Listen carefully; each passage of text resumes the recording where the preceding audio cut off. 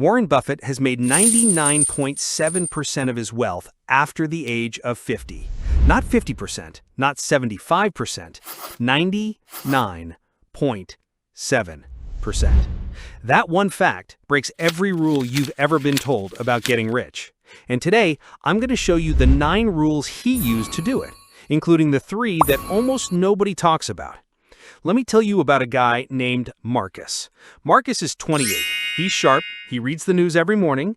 He's been investing for 3 years. In 2021, he put $12,000 into a tech company that was growing fast, had a cool product, and everyone on Reddit was talking about it. 6 months later, that $12,000 was worth $3,400.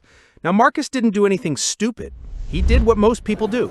He saw growth, he saw momentum, he saw a product he liked, and he bought in.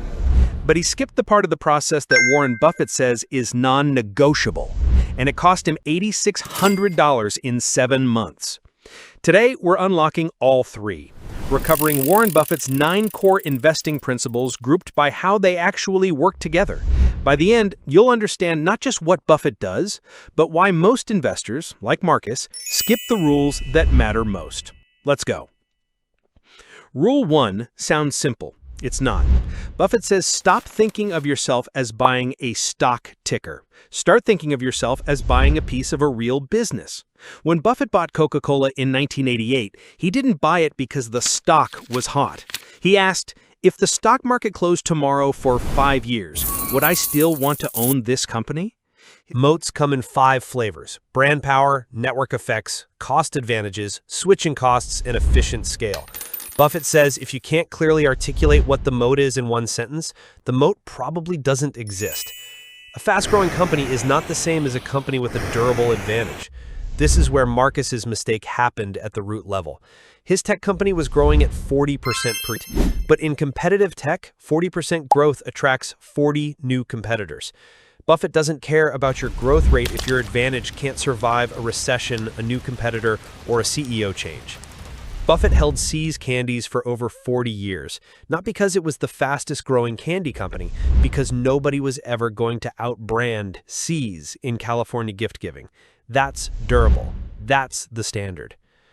One of Buffett's most quoted lines and the most misunderstood: price is the number on the stock market screen. Value is what the business is actually worth if you stripped out all the noise and just looked at its cash flows, its assets, its earnings power.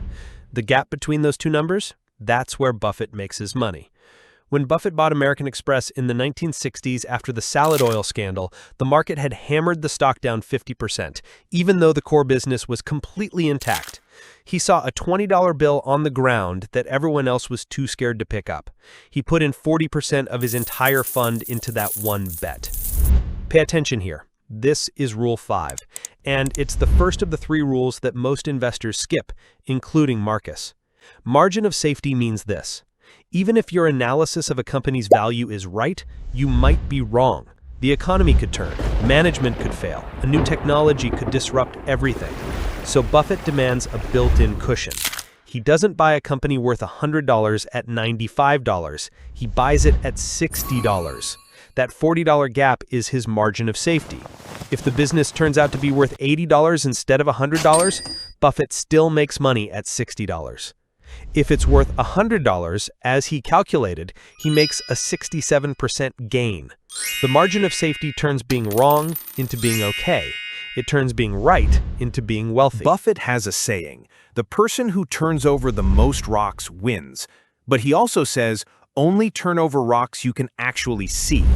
You cannot apply a margin of safety to something you cannot value, and you cannot value something you don't understand. This sounds obvious. Most investors ignore it the moment a hot stock is trending. Buffett famously avoided tech stocks through the 1990s boom. While everyone laughed at him, he compounded at 23% per year using businesses he understood. Then 2000 hit. The laughing stopped. His portfolio was untouched. This is the power of only buying what you can value. This is Rule 7, the second of the most skipped, and arguably the most important of all 9. Buffett defines his circle of competence as the set of businesses he can genuinely evaluate better than average. Not just read about, Not just Google, actually understand at a structural level. And here's the part nobody talks about. The goal is not to make the circle bigger. The goal is to know exactly where the edge of your circle is. Marcus's mistake? He thought he understood his tech company because he liked the product. Using the product is not the same thing as understanding the business model, the competitive dynamics, the unit economics, and the capital structure. Buffett says an investor needs to do very few things right, as long as they avoid big mistakes. The circle of competence is how you avoid the big mistakes. Rule 8 is the one everybody knows. Almost nobody actually applies it. When markets crashed in 2008, the average investor sold. Buffett wrote an op-ed in the New York Times titled, "Buy American, I Am." While the market was in free fall, he deployed billions into Goldman Sachs, General Electric, and Bank of America at prices nobody else would touch. His Goldman Sachs deal earned him $3.7 billion in profit in under 3 years. That's not luck. That's the deliberate application of Rule 8 when every emotion in his body was probably telling him to wait like everyone else. The rule doesn't say be greedy always. It says be the contrarian when the crowd's emotion is at its peak. That requires a discipline most investors never build. Rule 9, the third and final most skipped principle, and the one most people only understand after it's too late. Buffett's most famous rule is never lose money. His second rule is never forget Rule 1. But there's a deeper principle underneath both of them. When an investment thesis breaks, when the moat disappears, when the management fails, when the numbers stop making sense, get out, fast. Don't average down, don't wait for the recovery. The first loss is the best loss. Buffett himself admits his biggest mistakes weren't the businesses he bought and lost on. They were the businesses he knew were wrong and held anyway, hoping. His Dexter shoe investment, which he paid for in Berkshire stock worth $400 million, ended up worthless. He says it cost him over $3.5 billion in opportunity cost because of the Berkshire shares he gave away. The holding on cost more than the losing. So how do you know when your thesis is broken versus when the market is just wrong? That's where Rules 2, 5, and 7 feed back into Rule 9. If the moat is intact, the margin of safety is intact, and it's inside your circle of competence, hold. If any of those three breaks, Rule 9 activates. Get out. Take the first loss, move on. Let's bring it together. 9 rules, 3 groups. The moat group tells you what to buy. The value group tells you how much to pay. The discipline group tells you how to behave once you own it.